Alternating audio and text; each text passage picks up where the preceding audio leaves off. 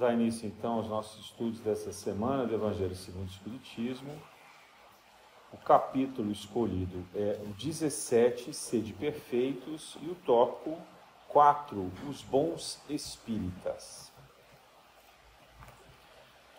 A tradição civilizatória, bem antes do Espiritismo e muito antes de Jesus, já tenta, de alguma forma, descrever o que seria um manual ou os mandamentos daquilo que nós teríamos como referência, instrução, a fim de que pudéssemos, então, alcançar um patamar do ser humano ideal, digamos assim, o ser humano exemplar, ou daquele que alcança, de alguma forma, a prática esperada pela divindade. Isso vale em qualquer religião, em qualquer cultura, em qualquer crença. Portanto, a gente vê diversos manuais, né? Os mais conhecidos entre nós são as Tábuas da Lei de Moisés, onde a gente tem os 10 mandamentos, e o Código de Hammurabi, que ao mesmo tempo seria também o primeiro grande código civil, digamos assim, de leis civis e criminais, na verdade, falando de que maneira a sociedade deveria se organizar. Bom, essa tentativa de se verificar comportamentos que fossem os mais adequados e que, ao mesmo tempo, nos levassem a superar as qualidades humanas de cada um dos tempos, de cada um dos estágios que nós caminhamos, né? Não significa que estejam corretas essas leis, essas normas. Não significa que isso também seja suficiente, porque ainda assim trata-se de uma revelação humana. Aí vocês vão me dizer, mas mesmo os 10 mandamentos de Moisés é uma revelação humana? Sim, porque na grande maioria das leis, exceto o primeiro mandamento, que é amar a Deus sobre todas as coisas, todos os demais dizem respeito ao trato das relações sociais. Então tudo fala de como a sociedade deve se organizar, não matar, não cobiçar a mulher do outro, né? Então essas condições são condições civis. O que demonstra que nós não estávamos até então preparados para cumprir um código de conduta que de fato nos elevasse. Isso tanto é verdade que quando Jesus é questionado por Nicodemos, ele pede então que, sendo ele um sacerdote, que ele sintetizasse a lei de Moisés. E Nicodemos muito sabiamente diz assim: há 2 mandamentos essenciais, amar a Deus sobre todas as coisas e ao próximo como a si mesmo. Quer dizer, ele está resumindo os 9 mandamentos de Moisés como amar ao próximo. Foi Nicodemos quem disse isso, mas Jesus reafirma, concorda com ele que de fato essa é a melhor leitura. E aí quando ele termina a sua trajetória, né, ele convida as pessoas que passem a amar como ele amou. Então, assim, vocês possam amar como eu vos amei, né? E isso faz toda a diferença. Por quê? Porque Jesus demonstra na prática, e não por meio de um texto, não, portanto, de uma lei ou de um mandamento, o comportamento que leva à espiritualidade, à evolução espiritual. Veja que isso faz muita diferença, né? E a gente tem registros de grandes pensadores, como Aristóteles, que tentaram fazer esses manuais, ou tentaram encontrar uma fórmula, digamos assim, de conduta adequada na sociedade. O livro que Aristóteles deixou para nós, como maior legado, é um que ele escreveu ao seu filho, Nicômaco. O livro se chama Ética a Nicômaco, né? Então, ética é a conduta que a gente deve adotar do ponto de vista da moralidade. Então, não é do ponto de vista do direito e da justiça, mas do ponto de vista da moralidade, sendo ela religiosa ou não. E na síntese de Aristóteles, o caminho ideal seria o da moderação. O caminho do meio, chamado assim, onde os extremos é que atrapalham. Então não se deve fazer nada que seja no extremo. Mas ele dá vários exemplos de virtudes maravilhosas. Recomendo que aqueles que tiverem curiosidade que leiam, estudem, que é um livro clássico de filosofia e que muito nos ajuda na prática. Mas ainda assim, também um livro humano. Um outro caminho antes de Jesus, nós temos lá na China, com Confúcio e Lao Tse, do taoísmo, né? E temos também no budismo aquele caminho tido também como caminho do meio, né? É curioso isso. É claro que a civilização oriental, quando comparada à nossa ocidental, ela já estava muito mais desapegada, digamos assim, dos bens materiais. O budismo e o confucionismo, o taoísmo, fizeram muito bem a civilização oriental, né? E também o zoroastrismo, né, dos persas e algumas outras correntes místicas, como o sufismo, etc., fizeram sempre muito bem ao Oriente, outras correntes do hinduísmo também, desapegando, vamos dizer assim, as pessoas dos bens materiais. E é surpreendente como hoje há um retorno, né, dessas pessoas a esses apegos, né? Como nós do Ocidente conseguimos influenciar o Oriente ao consumismo, ao apego às compras, né, a tudo aquilo que diz respeito às distrações que nós temos no mundo material. E isso, por óbvio, acontece ao mesmo tempo em que os povos orientais também se esquecem, se distanciam das suas tradições mais fincadas nessa questão da elevação espiritual, né? Não há hoje uma predominância muito grande de religiões no Oriente, exceto do islamismo. Então, as religiões eles passaram a ser agnósticos ou, muitas vezes, até ateus mesmo. É claro que ali na China, a gente sabe que isso aconteceu por conta do maoísmo. A revolução de Mao Tse-tung influenciou muito no materialismo proibido e perseguindo várias religiões, né? Também na Rússia e nos países da Ásia Central, nós vemos a perseguição do comunismo para as religiões, né? Então, naquela síntese de Marx e Engels, a religião é o ópio do povo, era um dos pilares do comunismo. Então, isso, gerações e gerações, né? A gente vê isso acontecendo, no caso do comunismo, 1917 até o início dos anos 90, então é um período de mais de 70 anos, várias gerações aí influenciadas por isso. E no caso da China foram, acho que, mais de 40 anos, e se a gente considerar até o instante atual, onde as religiões não são necessariamente perseguidas, mas também não são incentivadas, né? Então há, vamos dizer assim, um distanciamento muito grande daquilo que é espiritualidade. E quando a gente fala do islamismo, não uma crítica aqui à religião, mas ao fanatismo que muitos que praticam essa religião seguem, a gente vê, embora uma espiritualização, uma corrente muito apegada a procedimentos, a dogmas ainda, e distante, portanto, de uma racionalidade que deveria ser uma racionalidade e, ao mesmo tempo, de uma prática mística, como tem no budismo, né, para o hinduísta, para que as pessoas pudessem, de fato, se elevar.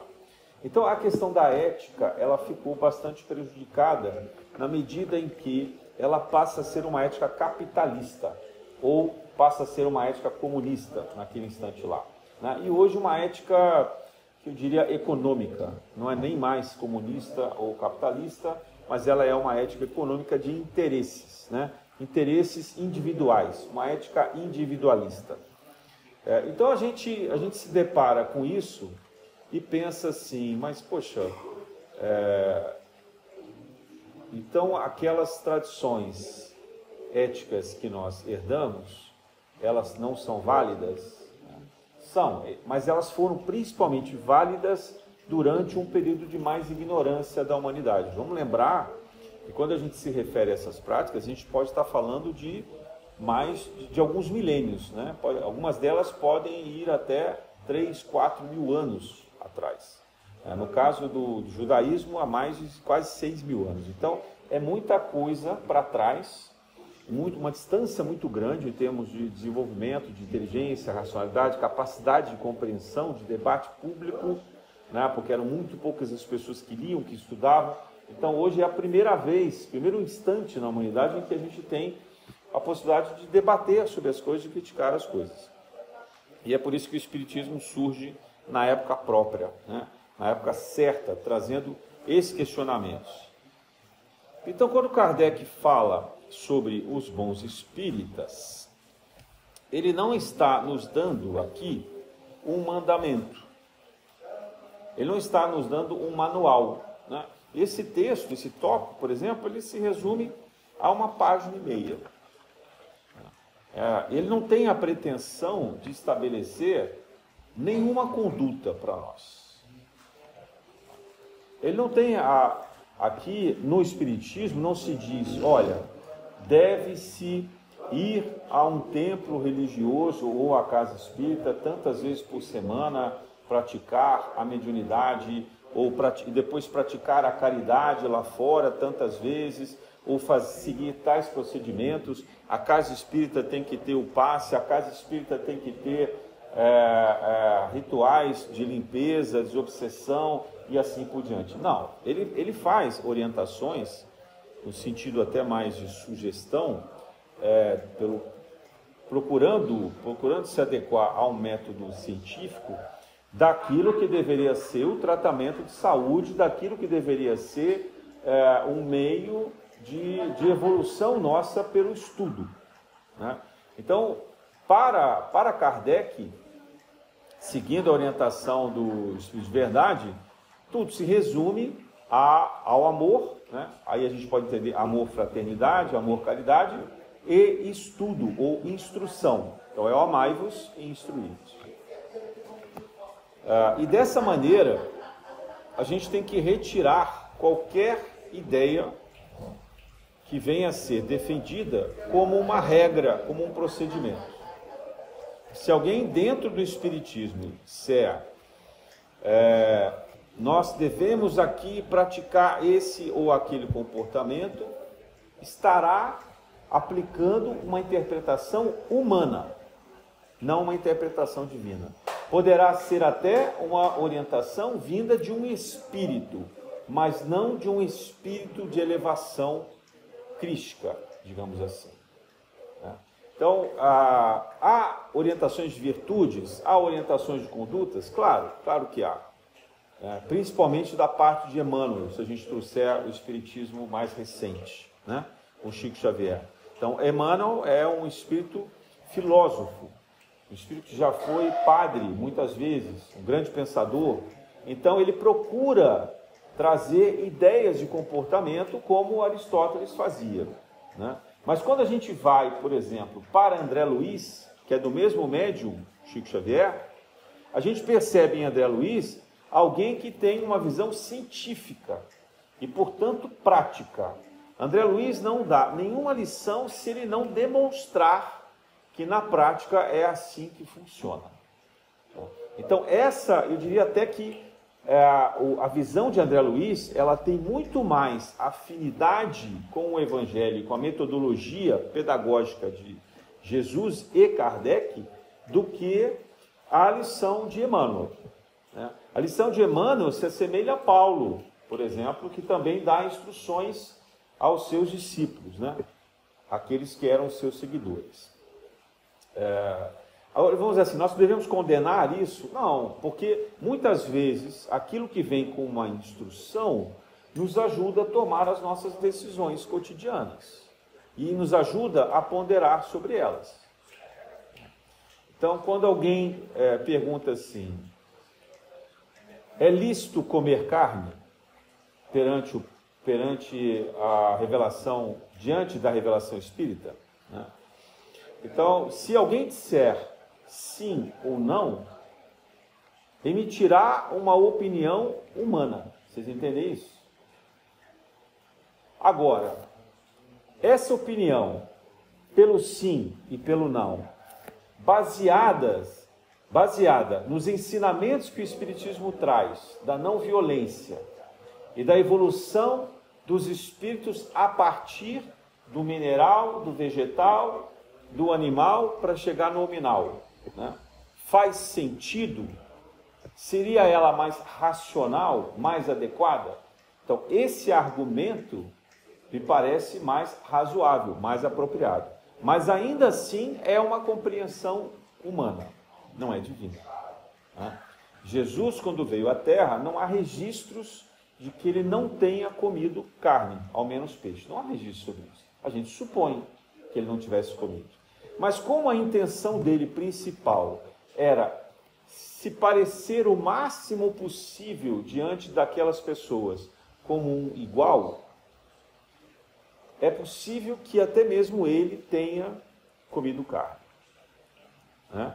É possível que até mesmo ele tenha, de fato, multiplicado peixes para que eles fossem saboreados.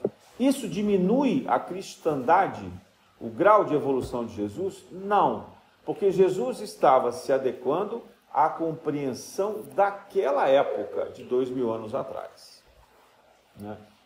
Onde já havia vegetarianismo. Por exemplo, Pitágoras. Pitágoras era defensor do vegetarianismo e várias outras correntes, principalmente gregas e algumas outras orientais, já defendiam o vegetarianismo exatamente por conta da violência que isso causa, né? Na Índia também, alguns dos grandes avatares também defendiam o vegetarianismo. Mas para Jesus, isso não virou uma questão essencial, porque ele compreendeu o grau de evolução daquelas pessoas. Então, a resposta no Espiritismo do sim e do não, ela não é determinística no comportamento. Por isso que se costuma dizer no Espiritismo tudo pode. Paulo dizia assim: tudo posso naquele que é o meu Deus, o meu Pai, Criador, mas nem tudo devo fazer. Paulo segue Aristóteles, a lei da ponderação. Então, o Espiritismo, ele também segue essa mesma lei, a lei da ponderação. Eu posso fazer, mas eu devo? Porque essa pergunta, ela é revolucionária na construção do nosso pensamento. Porque até então, todos os povos, e ainda hoje, isso vale em muitos países, no Brasil principalmente, é o seguinte: o que é que diz a lei? A lei diz que eu posso, então se eu posso, eu vou fazer, né? Esse argumento do por que não, eu posso, eu tenho direito, leva a muitos limites extremos, dentre eles o aborto. Porque se a lei protege, por que eu não vou fazer? Mas a lei também protege aquele que se defende que mata o outro. Então eu devo matar o outro porque a lei me protege? Há muitas situações em que o direito, ele apenas tenta organizar a sociedade. Ele é uma lei civil, como eu disse, que era aquela de Moisés, como é o Código de Hammurabi, né? Como também naquela situação em que Jesus, diante da mulher adúltera, né, ele primeiro procura os julgadores, os acusadores daquela mulher, para saber se eles são dignos desse julgamento. Ele não vai discriminar o ato em si. Ele compreende o costume e compreende a lei. Então, ao invés dele discutir sobre a lei, se a lei é válida ou não, ele vai discutir a capacidade de acusação daqueles indivíduos. Porque se eles também eram criminosos, se eles também inferiam a lei, se eles também deixavam de cumprir as normas, como que eles podiam acusar aquela mulher? E aí, quando todos eles vão embora, a mulher pergunta: Senhor, todos eles foram embora, o Senhor não vai me atirar a pedra? E ele diz: bom, se ninguém atirou, eu também não. Vai, e aí qual é o conselho dele? Vai e não peques mais. Quer dizer, ele sabia que ela era adúltera e ele sabia que ela não deveria fazer isso. E ela também sabia. Ela também sabia que ela não deveria fazer. Então, o que ele disse para ela? Você tem a chance de não cometer de novo o mesmo erro. Porque na próxima vez eu não vou estar aqui para te proteger. É isso que ele está dizendo para ela. Né? E assim é a vida. E algumas vezes a gente escapa dos nossos crimes, das nossas maldades. Em outras, a gente se vê condenado a elas. Porque é necessário que a gente passe muitas vezes pela punição, não como maldição divina, não como castigo, mas porque a gente é muito errante, a gente é muito teimoso, a gente é muito rebelde nos crimes que a gente comete. Então, o bom espírita é aquele que sabe distinguir o bem do mal. Não no sentido do bem e do mal como uma força de oposição, como se diante de Jesus, que representa o pleno bem, houvesse um demônio representando o pleno mal. Não, o mal é apenas a ignorância no grau de evolução do espírito. Mas nós devemos escolher se queremos ou não permanecer na ignorância. É muito fácil quando alguém nos diz assim: você pode fazer isso e não pode fazer aquilo, e fica o tempo inteiro nos conduzindo, né? Porque tira de nós a responsabilidade. É assim que muitas vezes nós somos educados na infância, né? Os nossos pais dizem: olha, não faça isso, ou aquilo você pode fazer, né? E a criança retruca, tenta negociar, e aí os pais vão dizendo: pode, não pode, pode, não pode, né? Uma criança bem educada deveria seguir esses princípios. E isso deveria ser estendido nas escolas, né? Pode, não pode, pode, não pode. Ah, mas é uma lei perfeita, é uma norma perfeita? Não, é a visão dos pais, é a visão dos professores, tudo bem, né? Mas quando essa criança se tornar adulta, ela poderá questionar essas lições dos seus pais e subtrair dali aquilo que é bom para ela, né? Então, as lições que forem boas para ela, ela vai praticar na vida adulta, e julgando se era adequado ou não, o que ela aprendeu com os pais, com os professores, etc. Então ela vai aprender a ter o seu próprio julgamento. Então a humanidade também viveu assim durante milênios. Nós tínhamos uma determinação que ela era provocada pela própria natureza, como tem os animais. Os animais não têm julgamentos morais. Um animal não morde uma pessoa porque ele é mau. Ele morde porque é um mecanismo de defesa dele, ele se sente amedrontado, ameaçado, ou ele está faminto. São só essas três condições, não tem outras. Isso não é um julgamento moral, isso é um julgamento prático, instintivo, né? Mas nós não podemos agir da mesma maneira. Mas nós continuamos a fazer isso. Nós continuamos. Nós ainda temos muitas decisões que nós tomamos por força dos nossos instintos mais primitivos.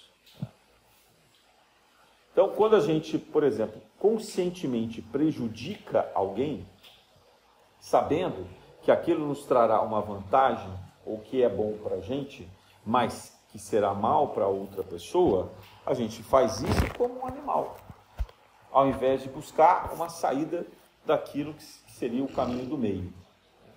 A gente não consegue dedicar tempo, estudo, alternativa para encontrar um caminho razoável. Mas esse seria o correto. E pelo Espiritismo é também o correto. Não só pelo Espiritismo, né? Diz assim, que pela lei áurea que nós temos da reciprocidade, fazer ao outro aquilo que nós gostaríamos que fosse feito para nós, e não fazer ao outro aquilo que nós não gostaríamos que fosse feito a nós. Essa é a síntese dos ensinamentos de Jesus.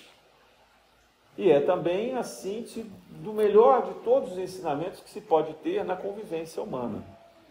E aí nós podemos concluir o seguinte, que mesmo quando Jesus fala sobre o melhor ensinamento para o caminho espiritual, ele também nos dá uma lição da melhor convivência com a gente mesmo.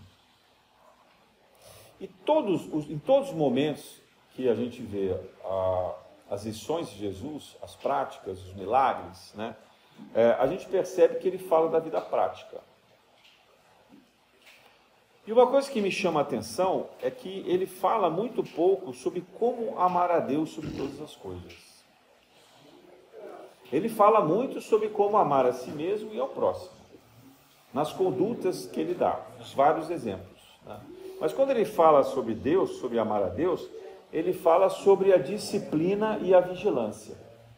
São poucos momentos, são poucas as parábolas, né? Uma delas é lá no Monte Tabor, que ele repreende os 3 apóstolos que estavam com ele, que é João, Tiago e Pedro, porque eles dormiram. E Jesus tinha pedido que eles ficassem vigilantes. Então Jesus chama a atenção e diz assim: olha, vocês precisam aprender a controlar o sono. Vocês precisam aprender a organizar a mente de vocês e o corpo para permanecerem vigilantes. Não é só naquele evento, é durante toda a vida, né? Então, essa é uma maneira. Então, a vigilância. Um outro momento em que ele fala sobre isso é também uma parábola que ele disse que um senhor foi viajar e não disse a hora que ia voltar. E pede, então, que os servos permaneçam atentos, né? E eles também, a maioria deles se distrai, apenas um permanece vigilante. Então, a questão do amar a Deus sobre todas as coisas, pelo menos na minha parca compreensão, né, ela está muito atrelada à disciplina, a essa disciplina, né, de se organizar para a espiritualidade, e à vigilância, que é aquela ideia do orai e vigiai, né? Já o amor ao próximo e a si mesmo tem a ver com a tolerância, com a capacidade de aprender a renunciar à nossa raiva, aos nossos interesses, aos nossos impulsos maiores e buscar a fraternidade. Então, o amar ao próximo como a si mesmo se resume na palavra fraternidade, ou na lei de reciprocidade que eu mencionei aqui agora há pouco, né? Esse princípio de reciprocidade. Então, assim, na síntese de como ser um bom espírita, nós deveríamos pensar dessa maneira, né? Um bom espírita deveria ser aquele, ou deve ser aquele, que é capaz de se autodisciplinar, de se auto-vigiar, porque não é vigiar o outro. Veja, quando está lá na revelação do Espírito de Verdade, vigiar e orar, não é vigiar os outros, gente. Nós não estamos aqui para julgar ninguém. Nós não estamos aqui para dizer, mas o outro não está sendo correto, o outro não está fazendo o que ele devia fazer, o outro está errando nisso, o outro está errando naquilo. O nosso papel não é sair daqui cobrando as pessoas para que elas se aprimorem, mas é dando um exemplo para que elas se aprimorem. E isso requer muita paciência, muito, né? Na casa espírita, por exemplo, muitas pessoas têm hábitos que não são adequados, né? Não sabem se disciplinar o silêncio, não sabem buscar concentrar a mente em bons pensamentos, se distraem com muita facilidade, têm dificuldade de cumprir os horários, têm dificuldade de não conversar, de não se interessar pela curiosidade dos fatos externos, né? Não conseguem, por exemplo, se manter mais em silêncio, meditativa, e acabam se agitando, mexendo com coisas, fazendo barulho. Isso eu estou falando de coisinhas pequenas, né? Pode ser coisas muito piores. Tem muitas pessoas que chegam na casa espírita com maldade nos seus pensamentos mesmo, tentando desequilibrar a casa e buscar outros interesses, né? Tem aquelas pessoas que vão de casa em casa espírita buscando namorados ou namoradas, né? Tem gente que vai buscar vantagens para oferecer produtos. Já aconteceu aqui, né? A pessoa chega aqui, frequenta alguns dias, depois começa a vender nos corredores produtos, né? Tentando pegar contatos para poder fazer a sua fonte de renda. E acham que estão muito bem intencionados. Mas eu não estou nem falando disso, que não é o nosso caso aqui. Mas das pequenas coisas. Então, a vigília, ela pressupõe uma autovigilância. Não é a vigilância alheia. É a gente saber se policiar. E aí vocês podem me dizer assim, mas é muito difícil concentrar tanto tempo. Mas nós tivemos milênios para aprender isso, né? Nós tivemos milênios. A gente não percebe que isso é algo que a gente está redundante, que a gente está repetindo. Essa não é a primeira encarnação que a gente está vivenciando uma atividade de médium, né? Ou de assistente em uma casa religiosa. Não, isso é provavelmente a centésima ou milésima vez em que isso acontece. E a gente continua incorrendo nos mesmos erros.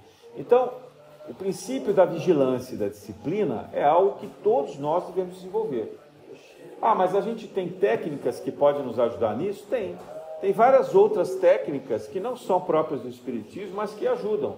Por exemplo, a meditação, que veio trazida pelos hindus, né? A yoga também trazida por eles, e várias outras formas, até mais modernas, né? de desenvolver essa concentração, esse pensamento, para poder aqui vibrar na energia, na frequência necessária e até promover os desdobramentos que a gente tem como oportunidade. Porque pensem bem, nós estamos em uma casa totalmente amparada, nesse momento vibrando no amor e na fraternidade. Então, qual o melhor lugar para a gente meditar, para a gente aliviar os nossos pensamentos do que aqui nesse instante? E o convite que a gente recebe é de fazer isso uma vez por semana.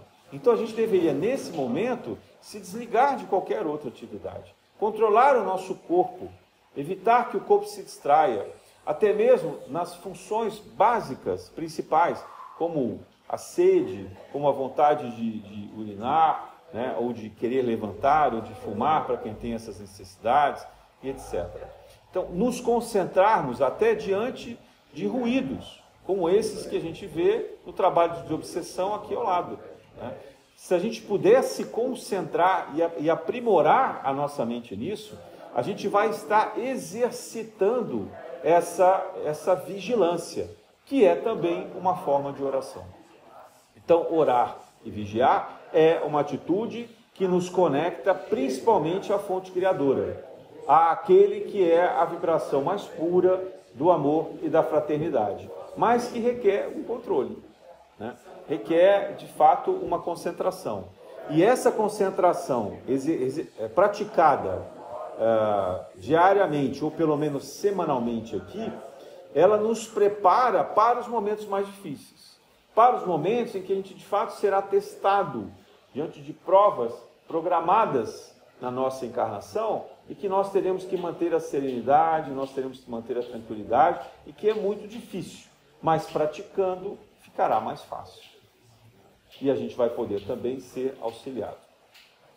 Então, quando a gente se depara com uma condição na vida prática que nos desequilibra, aquele que é, vamos dizer assim, um discípulo, né, preparado, ele antes de agir, antes de reagir, antes de ofender o outro, ainda que esteja certo, é capaz de parar e meditar, fazer uma prece, pedir o auxílio e a recomendação necessária para agir com ponderação. Então, o Espiritismo nos leva a essa ponderação.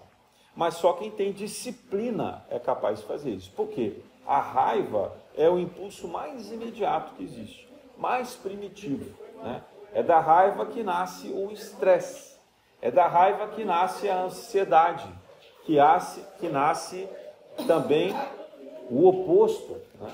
Que é o desespero, a melancolia, a depressão pela desesperança.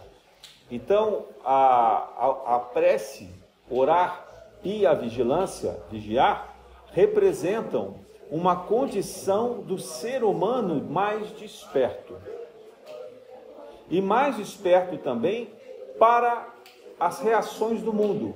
Porque na medida em que nós aprendemos a nos vigiar, em que a gente começa a reconhecer as nossas falhas, os nossos impulsos, os nossos defeitos ainda, os nossos apegos, então as evidências dos apegos do mundo ficam mais fortes. Não as pessoas necessariamente, mas a gente compreender como o mundo funciona e como as pessoas são dirigidas por esses apegos, por essas falhas, por esses aprisionamentos mentais, né? Por essas gaiolas mentais. Nós temos uma influência muito grande, cultural, na nossa formação. Cada povo é muito influenciado pela língua que fala, pela região onde mora, né? Se é quente, se é fria, se tem uma política mais aberta ou mais fechada, e assim por diante. Então, nós somos muito influenciados por isso. Mas isso também em si é uma prova. Se nós somos capazes de olhar para dentro, recebendo o convite de Jesus, vigiai para dentro. Né? Os apóstolos acharam que vigiar era ver se tinha algum soldado romano que pudesse atrapalhar a meditação de Jesus. E Jesus estava falando sobre eles próprios. Jesus não estava preocupado que pudesse chegar ali algum estranho, ou algum soldado do Sinédrio, ou algum soldado romano. Ele estava preocupado que os apóstolos aprendessem a entrar na sequência, na frequência, na sintonia, para ver a grande revelação que haveria ali, que era a aparição, né, a materialização de Moisés e Elias e a transfiguração dele como um espírito elevado, né, ou eu vou dizer como um Cristo, porque se ele tivesse se mostrado como Cristo, todos teriam cegado e o próprio planeta teria cindido, mas como um espírito muito mais elevado na sua forma espiritual máxima possível dentro da sua condição corpórea. Mas os apóstolos só poderiam ver isso se eles estivessem em vigilância. E por isso que ele os faz esperar tanto tempo, porque era necessário também que eles estivessem famintos, porque a digestão atrapalha o desdobramento, né? E é por isso que se recomenda que se coma pouco ou não se coma logo antes da reunião, né? Para que a digestão não nos atrapalhe, para que a gente fique mais leve para a mediunidade, né? Mas, no entanto, é recomendável que a gente se hidrate, que a gente tome bastante água, né? Mas evitar, principalmente se for carne. Carne, então, nem se fala, né? Muitos centros são rigorosos em dizer que os médicos não podem comer carne pelo menos 24 horas antes, ou 48 horas. O dia que vocês pararem de comer carne, aqueles que já deixaram de comer carne vão perceber que é muito mais fácil você acessar a sua mediunidade e você fazer as projeções astrais, porque a gente deixa de ter essa conexão com a animalidade, né, com as energias que são depositadas na nossa digestão e que contaminam o nosso sangue e assim por diante. Então, de novo, é proibido comer carne? Não, não é proibido, porque no Espiritismo não há a palavra proibir. No Espiritismo há a palavra ponderar, né? Nós devemos ponderar, devemos raciocinar sobre as coisas, sobre os nossos hábitos. Então, um bom espírita, em primeiro lugar, ele deve seguir esses ensinamentos que são associados à vigilância e à disciplina, porque é ali que a gente se conecta à fonte criadora, ao Pai Celestial, ao Deus criador de todas as coisas, inteligência suprema, causa primária, né? Já em relação ao amor ao próximo, a recomendação para o bom espírito é muito simples, é praticar a fraternidade, ou seja, a reciprocidade, né? Buscar fazer para os outros aquilo que é bom para nós. Mas assim, mas eu posso, no meu estágio de ignorância, não conseguir distinguir corretamente o que é bom para mim e para o outro, né? Então, nesse caso, eu vou estar falhando. Porém, pelos olhos, pelo julgamento da espiritualidade, você não estará falhando, porque você não saiu da ignorância, você não alcançou os estágios mais elevados. Então, primeiro você tem que estudar. Por isso que, junto com a prática da fraternidade, nós precisamos da instrução. A instrução é que nos vai permitir distinguir aquelas escolhas, aquelas ações que são mais benéficas para o conjunto da humanidade, benéficas para o universo e não apenas para nós. Porque se for mais benéfico para o universo, será também mais benéfico para nós, ainda que aparentemente pareça ser prejudicial. Então, nas nossas condições humanas atuais, nos nossos costumes, é muito difícil alcançar aquilo que seria a ética universal. E por isso que também Jesus diz que a verdade nos libertará. Porque na hora que a gente tiver superado o grau de ignorância, que a gente for capaz de aprender a distinguir todas as coisas que são nocivas à humanidade e ao universo, ao cosmos, então nós aprenderemos que muitas das nossas ações deveriam ser completamente modificadas. Muitos dos nossos hábitos, muitos dos nossos costumes. E nós não precisaremos de um mandamento, nós não precisaremos de uma lei, nós não precisaremos de uma norma, né? nós saberemos por nós mesmos distinguir essas capacidades, essas condições. E uma delas que Jesus ensina e que pouca gente se lembra de maneira complementar é o silêncio. E eu me surpreendo muitas vezes o quanto isso não é dito dentro do Espiritismo, o quanto isso não é discutido, o quanto isso não é propagado, o quanto isso não é ensinado, né? Muito pelo contrário, talvez porque haja tantos textos, no Espiritismo se fala demais, mas se discute com pouca profundidade. No Espiritismo é muito comum as pessoas terem lido todos os livros importantes e saberem guardar as histórias, mas falarem disso como se fossem apenas histórias. Aprender uma lição não é recordar ou memorizar a lição, mas é internalizar essa lição, é colocar para dentro, é assumir como hábito. E o hábito pressupõe o silêncio. Eu não vou sair anunciando por aí, né? Olha, agora eu estou aprimorando a mim mesmo, testando mais a caridade. Eu não preciso anunciar isso para ninguém. Eu tenho o contrário, que manter o silêncio, a humildade sobre isso. E as pessoas, quando eu estiver pronto, as pessoas irão perceber e talvez imitar, por se sentirem motivados que isso faça bem a elas. Mas o silêncio é algo de fundamental importância para todos aqueles que se colocam no caminho espiritual. Eu já disse aqui mais de uma vez que o primeiro livro que a Dona Paula me deu, a gente já havia comentado vários livros espíritas, etc., mas o que ela me deu foi um livro Rosa Cruz, que falava sobre o silêncio. E eu também já divulguei aqui algumas vezes o livro A Voz do Silêncio, traduzido por Helena Blavatsky, e no português por Fernando Pessoa, que nos ensina a respeito do silêncio. Veja, o silêncio é fundamental. Aprender a fazer o silêncio em todos os nossos hábitos, em todos os nossos comportamentos. Nós precisamos aprender a não produzir ruídos. Os ruídos atrapalham aqueles que estão no progresso espiritual. Seja na sua casa, seja aqui, Casa Paula. Ah, mas então agora está proibido fazer barulho. Não, não é isso. De novo, por favor. Isso é sobre ponderação. Mas aprender a lidar com o silêncio. E eu vou usar aqui um exemplo meu particular. Para que no dia de hoje eu possa falar para vocês em torno de 1 hora, eu passo vários dias da semana em silêncio na minha casa. Como eu não moro com mais ninguém, eu falo com alguém quando alguém está na minha casa. E hoje a gente até fala por rede social, mas eu inclusive procuro me manter distante das redes sociais. Porque você viver no silêncio te permite aprender a se concentrar melhor naquilo que você estuda. E, portanto, estar mais preparado quando você precisa falar de fato.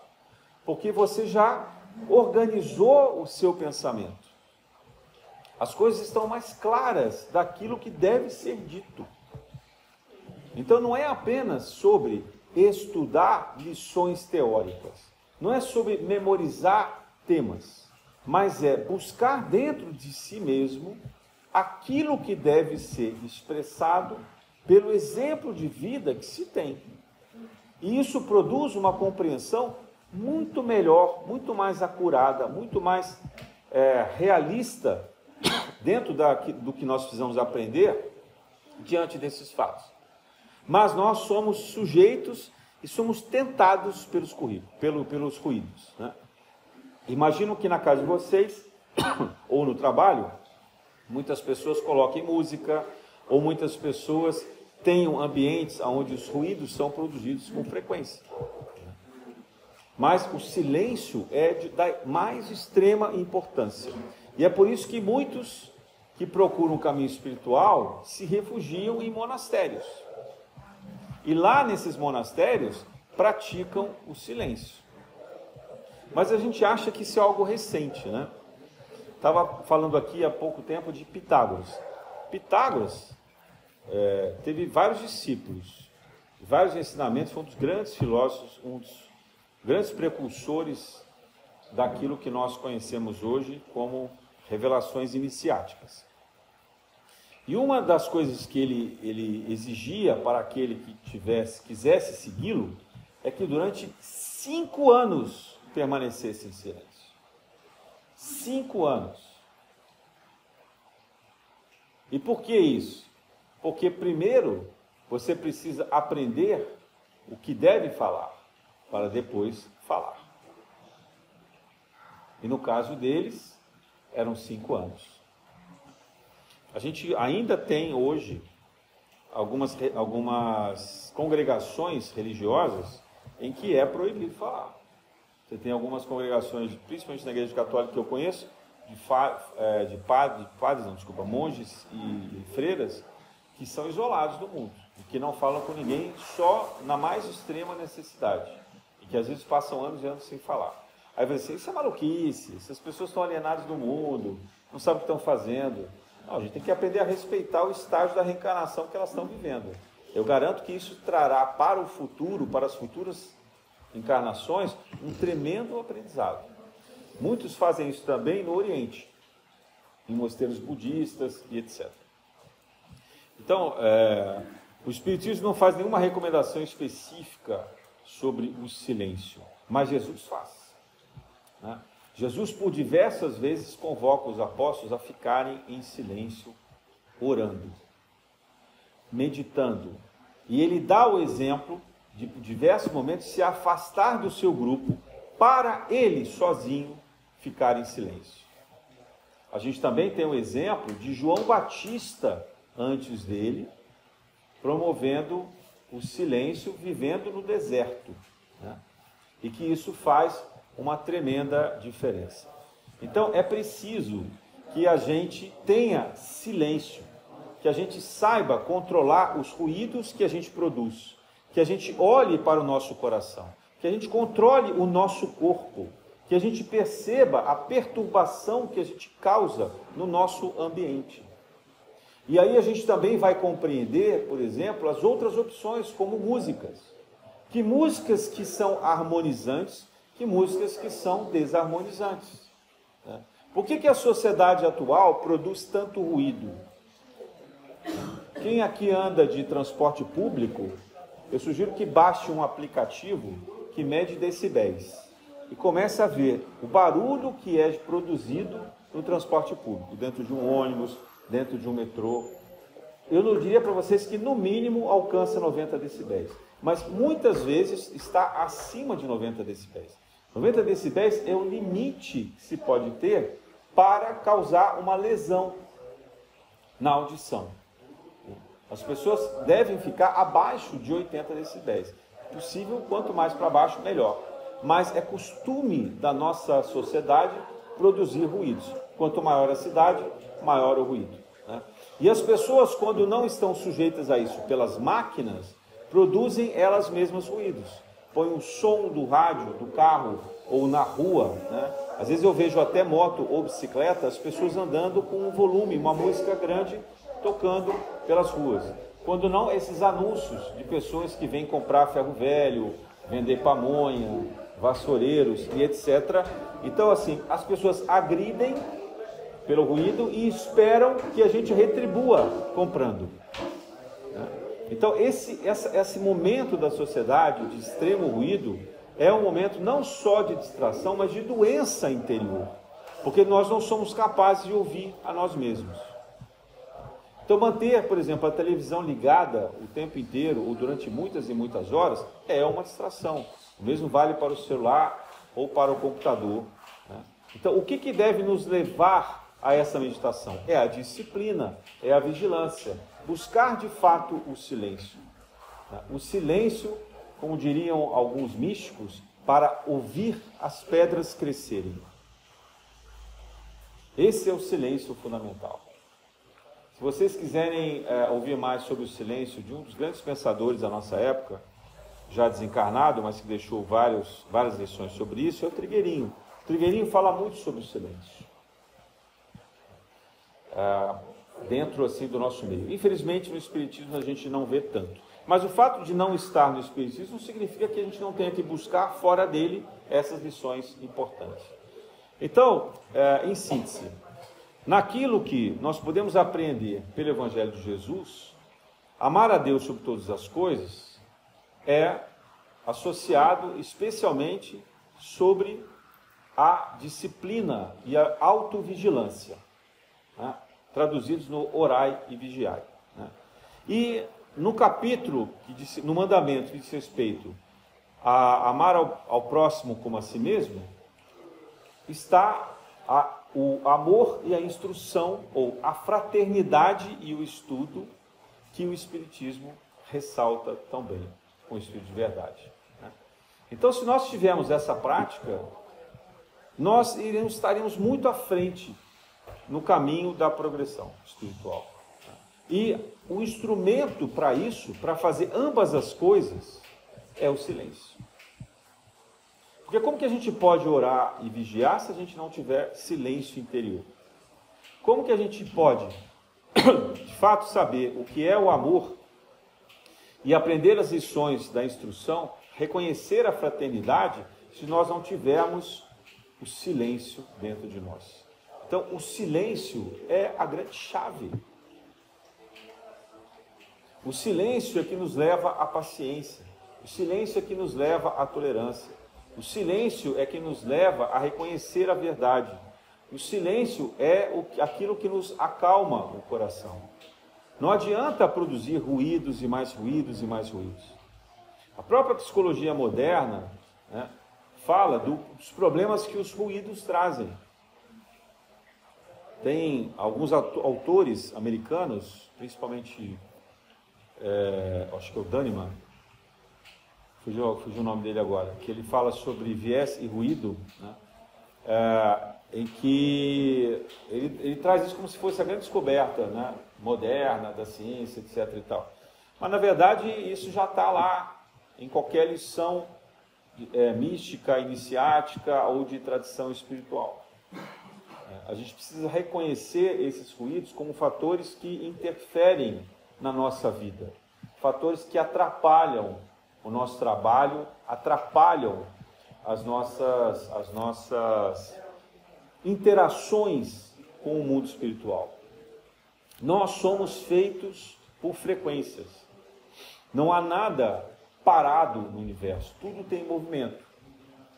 E esse movimento é a harmonia.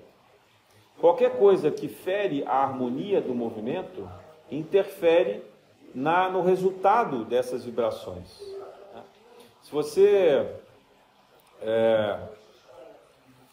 estiver tocando uma música num determinado ambiente, uma música bem harmônica, equilibrada, e aí num outro cômodo alguém ligar um som mais alto de uma música totalmente diferente, você vai conseguir se concentrar naquela música original?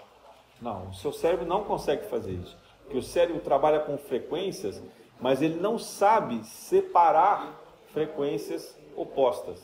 Então, aquele ruído do outro cômodo vai interferir nos nossos pensamentos.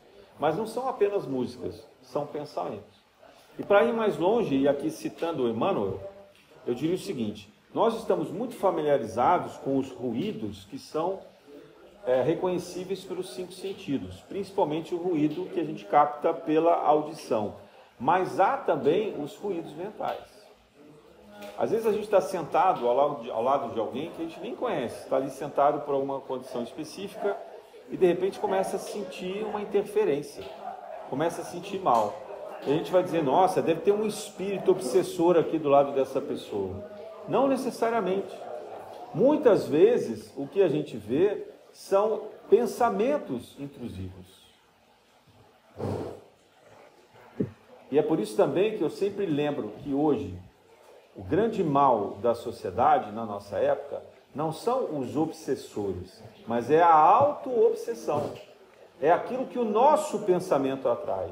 É aquilo que o nosso pensamento permite que outros espíritos possam interferir em nossa vida. Então, esses pensamentos nocivos são ruídos, né? A pessoa está ali o tempo inteiro com um pensamento negativo, né?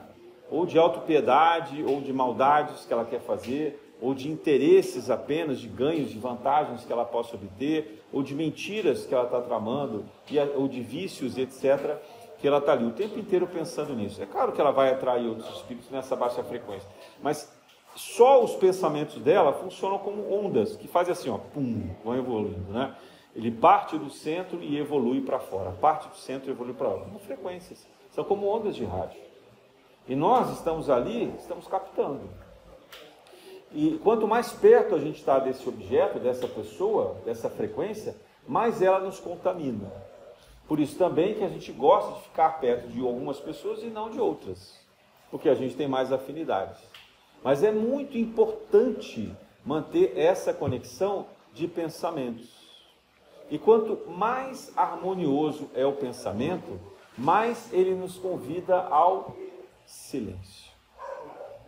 Porque a gente vai estar em uma reflexão positiva, vai receber intuições importantes, às vezes até vai fazer pequenos desdobramentos ali, alcançando dimensões superiores, para receber revelações, ou nos relacionarmos com pessoas queridas que querem nos visitar ou nos trazer mensagens, lições importantes, e às vezes até proporcionar a nós alguns tratamentos.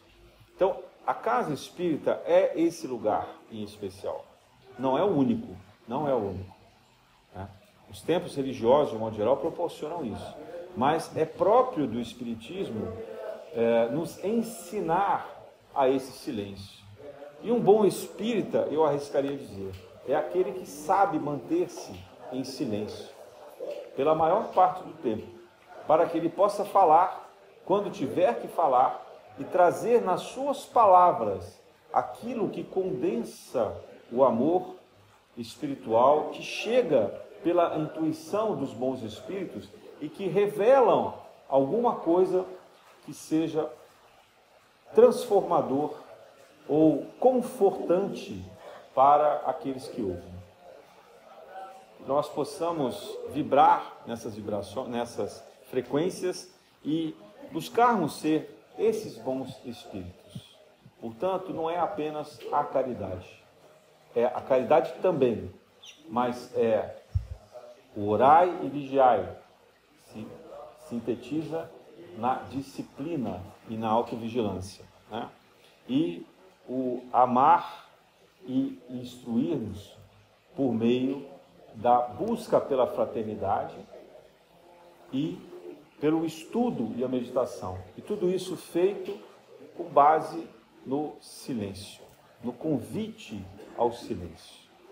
Porque no silêncio a gente vai ouvir a música universal que nos cria, que nos rege e que comanda todos os grandes pensamentos. A graça de Deus.